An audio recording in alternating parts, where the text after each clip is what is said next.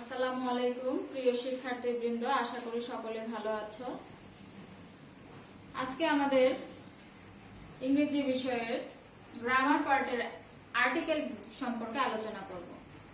আজকে আমরা আলোচনা করব আর্টিকেল সম্পর্কে। আর্টিকেলের লিখিতভাবে কোনো রুলস যে তোমাদের এমন নেই যে যেটা লিখে বোর্ডে বোঝানোর মতো। তারপর আমি আজকে আর্টিকেলটা আলোচনা করব, তোমরা সবাই আমার সাথে বোঝার চেষ্টা করবে। যদি কোনো জায়গায় প্রয়োজন হয় তাহলে সেক্ষেত্রে নোট করে রাখবে। আর্টিকেল আর্টিকেল বলতে আমরা সাধারণত কি বুঝি? সাধারণত এ এন এবং দাকে আর্টিকেল বলে, এ এন এবং দিকে আর্টিকেল বলে।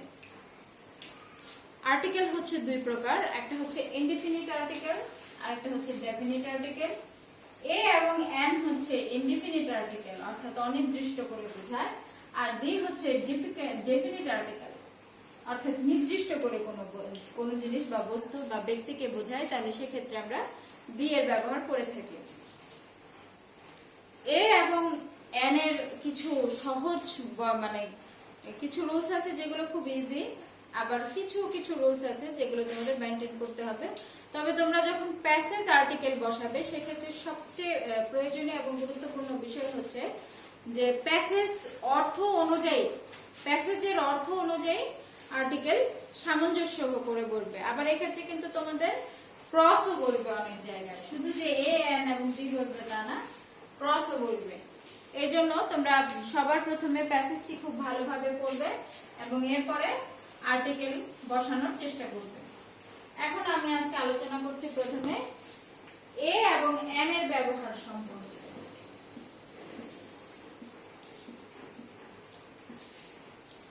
এন এর ব্যবহার কোথায় বলবে এ এবং এন? সাধারণত আমরা জানি কনসোনেন্টের পূর্বে এ এবং ভাওয়েলের পূর্বে এন বসে। এক্সাম্পল দিচ্ছি, কনসোনেন্টের পূর্বে বসে এ এবং ভাওয়েলের পূর্বে বসে এন। যেমন এ ক্যাট, এ ডগ। অর্থাৎ ওয়ার্ডের শুরুতে যদি কনসোনেন্ট থাকে তাহলে সেক্ষেত্রে এ বসে, এবং ভাওয়েল যদি থাকে তাহলে সেক্ষেত্রে এন বসে। যেমন an Apple, an umbrella.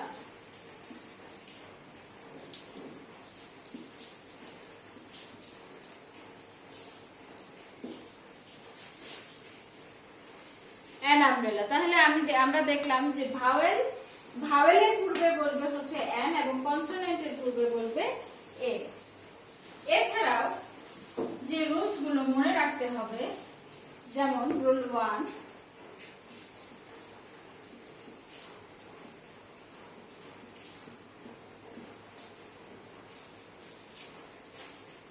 Vowel ও হচ্ছে একটা ভাওয়েল, অর্থাৎ এ ই আই ও ইউ এই পাঁচটা হচ্ছে vowel. A E I O U এই পাঁচটা হচ্ছে ভাওয়েল। কিন্তু এই ভাওয়েল গুলোর ভিতরে ও এর উচ্চারণ যদি ওয়ার মতো হয়, ওয়ার্ডের ক্ষেত্রে ও এর উচ্চারণ যদি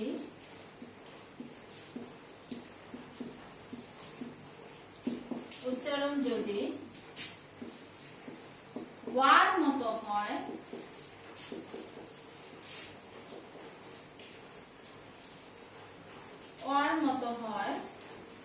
তবে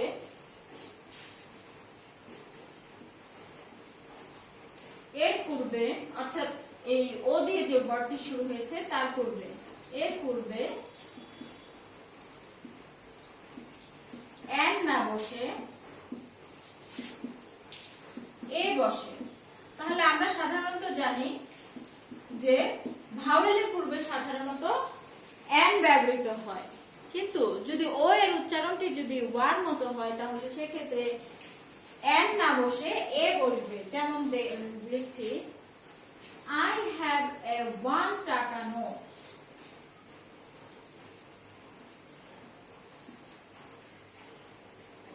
I have ড্যাশ দেওয়া আছে, এখানে দেওয়া আছে 1 টাকা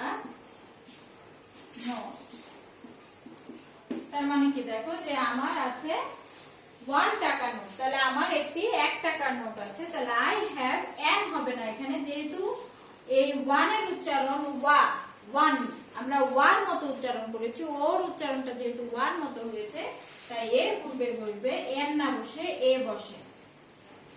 এরপরে রোল 2 তে চলে যাচ্ছি।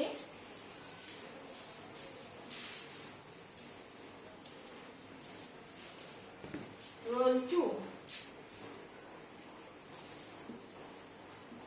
ইউ এর উচ্চারণ যদি ইউ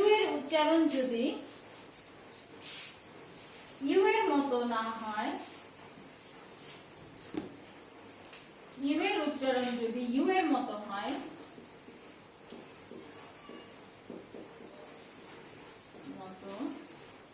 তবে এর পূর্বে এন না বসে এ বসে। যেমন এ ইউনিভার্সিটি,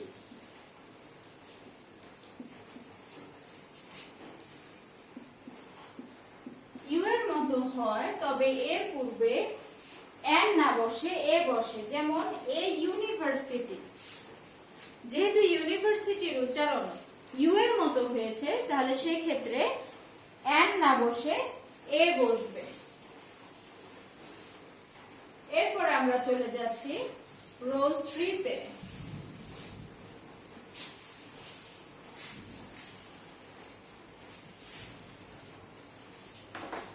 যদি কনসোনেন্ট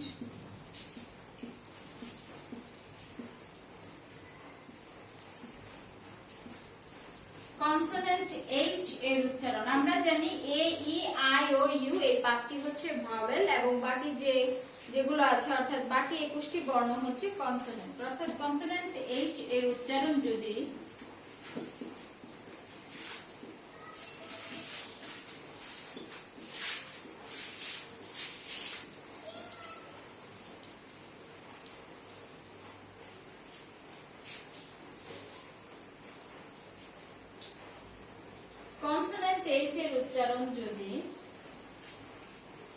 এইচ এর উচ্চারণ যদি ভাওয়েলের মতো হয়,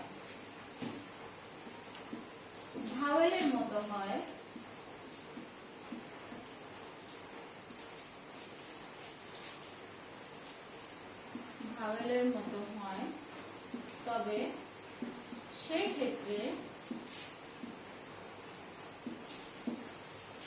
এর পূর্বে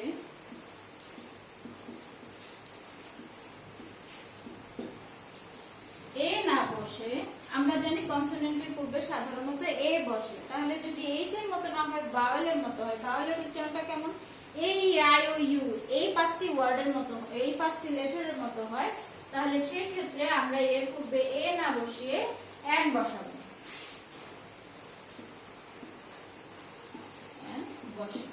যেমন খেয়াল করো, যদি আমরা লিখি হাউস, তাহলে এইচ এর উচ্চারণটা এইচ এর মতো হয়েছে, তাহলে সেক্ষেত্রে এইচ এর উচ্চারণ যখন এইচ এর মতো হবে তখন এর পূর্বে বসবে এ, অর্থাৎ এ হাউস, এ হর্স একটি ঘোড়া, যেহেতু এইচ এর মতো উচ্চারণ হয়েছে তাহলে সেক্ষেত্রে এর পূর্বে এ বসবে। কিন্তু আমরা যখন বলবো অনেস্ট, দেখো লিখছি আমরা এইচ দিয়ে, H O N E S T, honest, কিন্তু এর উচ্চারণ হচ্ছে ও এর মতো, যেহেতু ভাওয়েলের মতো উচ্চারণ হয়েছে তাহলে এর পূর্বে এন বসবে। যেমন he is an honest man, অর্থাৎ এরকম যদি কোনো সেন্টেন্স দেওয়া থাকে তাহলে এর পূর্বে এই অনুচ্চারিত এইচ এর পূর্বে আমরা এ না বসিয়ে এন বসাবো। চলে যাচ্ছি পরবর্তী রুলসে, চলে যাচ্ছি রোল 4। সংক্ষিপ্ত শব্দের প্রথম অক্ষর যদি কনসোনেন্টের মতো উচ্চারিত হয় তবে এর পূর্বে এ বসে, এবং সংক্ষিপ্ত শব্দের প্রথম অক্ষর যদি ভাওয়েলের মতো উচ্চারিত হয় তাহলে সংক্ষেপণ, শব্দের সংক্ষেপণ মানে হচ্ছে অ্যাব্রিভিয়েশন, অর্থাৎ কোনো বড় শব্দকে ভেঙে ছোট করে লেখা, যেমন এলএলবি, বিবিএ, এম এ, এগুলো হচ্ছে এদেরকে বলা হয় শব্দের সংক্ষেপণ, অর্থাৎ সংক্ষিপ্ত শব্দের প্রথম অক্ষর যদি সংক্ষিপ্ত শব্দের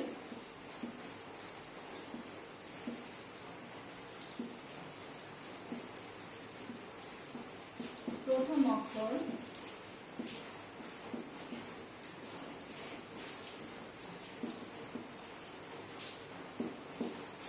যদি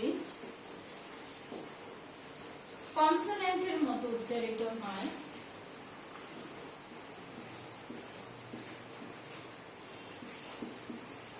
এর মতো উচ্চারিত হয়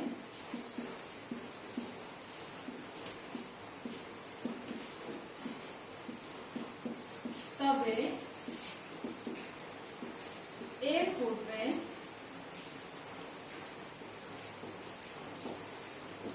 সংক্ষিপ্ত শব্দের প্রথম অক্ষর যদি কনসোনেন্টের মতো উচ্চারিত হয় তবে এর পূর্বে এ বসে এবং যদি ভাওয়েলের মতো উচ্চারিত হয় ভাওয়েলের মতো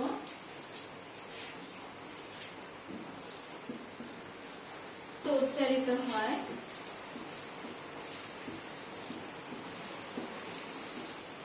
তবে এর পূর্বে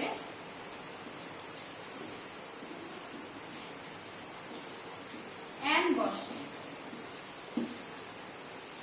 শিক্ষার্থীরা, যেহেতু বাহিরে বৃষ্টি হচ্ছে তাই শব্দ হতে পারে, তোমরা একটু মনোযোগ দিয়ে ক্লাসটা শোনার চেষ্টা করবে। বাইরে প্রচুর বৃষ্টি হচ্ছে, শব্দ হতে পারে, ভিডিও শোনার সময় শব্দ হতে পারে, সেজন্য তোমরা একটু মনোযোগ দিয়ে শুনবে।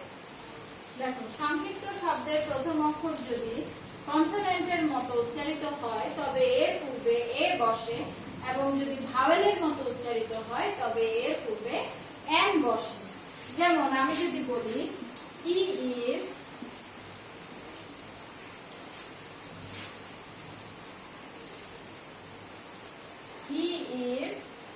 ড্যাশ বিবিএ,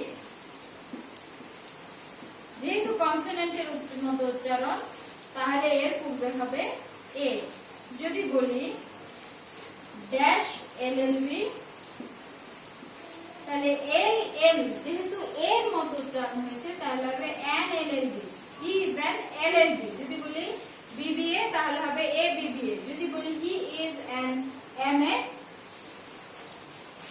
যদি বলি হি ইজ ড্যাশ এমএ, তাহলে এম যেহেতু এর মতো উচ্চারিত হয়েছে তাহলে এ না বসে এন বলবে। আশা করি তোমরা বুঝতে পেরেছো।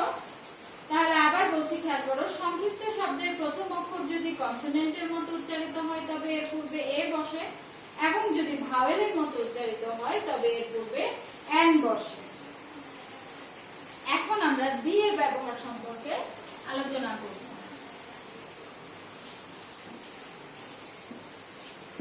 দি এর ব্যবহার, দেখো দি কোন কোন জায়গায় ব্যবহৃত হয়। যখন নির্দিষ্ট করে কোনো ব্যক্তি, বস্তু ইত্যাদিকে বোঝানো হয় তখন সেক্ষেত্রে দি ব্যবহৃত হয়। যেমন আমি যদি বলি রহিম ইজ এ বয়, রহিম হচ্ছে একটি বালক, এক্ষেত্রে বয়ের আগে এ বসছে। কিন্তু যদি বলি ড্যাশ বয়েজ আর প্লেইং, সেন্টেন্সটা যদি এরকম হয় dash boys are playing,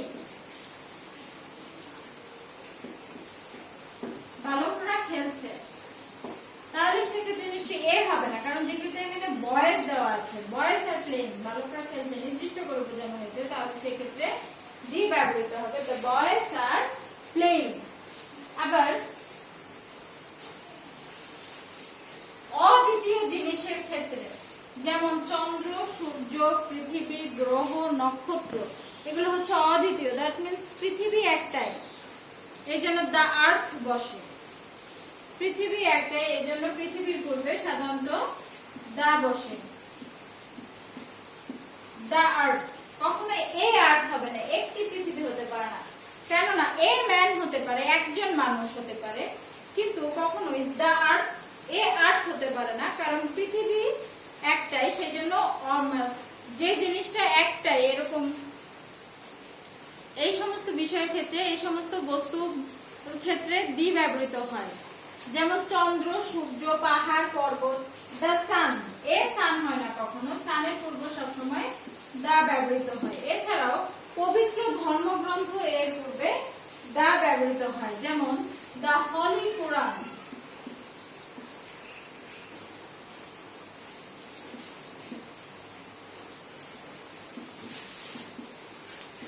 the Holi Quran, the Bible.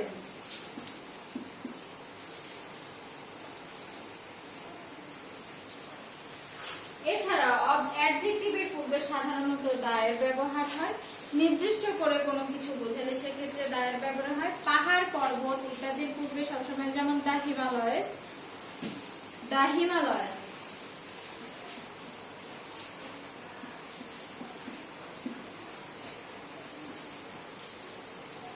অর্থাৎ যখন কোনো কিছুকে নির্দিষ্ট করে বোঝায় সেই ক্ষেত্রে পাহাড়, পর্বত, নদী, সাগর, সমুদ্র ইত্যাদির পূর্বে সবসময় দা এর ব্যবহার হয়। এখন আমরা আলোচনা করব ক্রস কোথায় কোথায় বসে। খেয়াল করতে হবে, লাইন করে তোমাকে বুঝতে হবে যে কোথায় কোথায় ক্রস ব্যবহৃত হয়। অর্থাৎ যে সমস্ত জায়গায় ডি এর ব্যবহার হবে না, এ এর ব্যবহার হবে না এবং এন এর ব্যবহার হবে না, ঠিক সেই সমস্ত জায়গায় আমরা ক্রস বসাবো। আজকের আলোচনা থেকে আশা করি তোমরা বুঝতে পেরেছো। আর্টিকেল আমি এর আগেও ক্লাসে আলোচনা করেছি। আর্টিকেল তোমরা বাসায় বই থেকে পড়বে এবং বেশি বেশি প্র্যাকটিস করবে। যে যত বেশি আর্টিকেল প্র্যাকটিস করবে সে তত ভালো আর্টিকেল পাবে। এছাড়াও যদি কোনো প্রবলেম হয় তাহলে আমাকে জানাবে। আগামী দিন তোমাদের এই আর্টিকেলের উপর একটা পরীক্ষা নেওয়া হবে। আশা করি তোমরা ভালো থাকবে। আজকে এই পর্যন্তই, ক্লাস শেষ করছি। আল্লাহ।